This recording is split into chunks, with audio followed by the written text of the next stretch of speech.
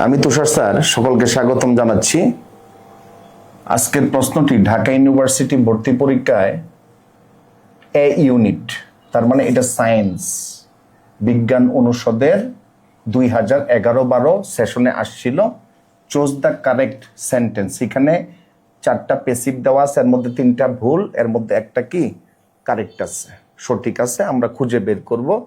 তো প্যাসিভের মধ্যে আমরা কতগুলি অক্সিলারি ভার্ব ব্যবহার করি।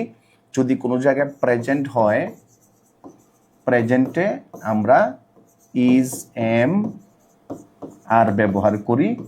পাস্টে আমরা ব্যবহার করি ওয়াজ, ওয়ার। আর যদি কমপ্লিট হয়, কমপ্লিট মানে কি, কমপ্লিট মানে পারফেক্ট হয়, পারফেক্ট, যেটাকে আমরা পিপি পাস্ট পার্টিসিপল বলি, সেক্ষেত্রে আমরা বিন ব্যবহার করি। আর যদি ইনকমপ্লিট হয়,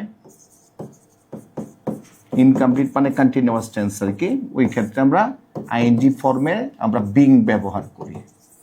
এই 4টা বিষয় মনে রাখতে হবে। যদি প্রেজেন্ট হয় সেক্ষেত্রে সাবজেক্ট ভার্ব এগ্রিমেন্ট করতে আমরা ইজামার ব্যবহার করব, পাস্টে ওয়াজ, ওয়ার ব্যবহার করব। আর কমপ্লিট মানে পারফেক্ট যদি হয়, ভার্বের 3 নাম্বার থাকে, ভিত্তি থাকে, সেক্ষেত্রে আমরা বিন ব্যবহার করব। আর যদি আইএনজি ফর্ম হয় সেক্ষেত্রে বিং ব্যবহার করব।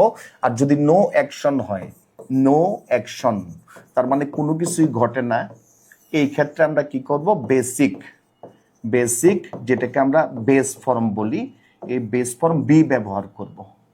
এখন আমরা যে কোনো একটা পড়ি, লেট দ্য ডোর, হ্যাঁ, দাও, লেট মানে অ্যালাউ করো, লেটের বিভিন্ন মিনিং আছে, আমরা লেটের মিনিং বলি অ্যালাউ, হ্যাঁ, অ্যালাউ মানে অনুমোদন করা বা অনুমতি প্রদান করা, পারমিট বলতে পারি, পারমিট, পারমিট করো।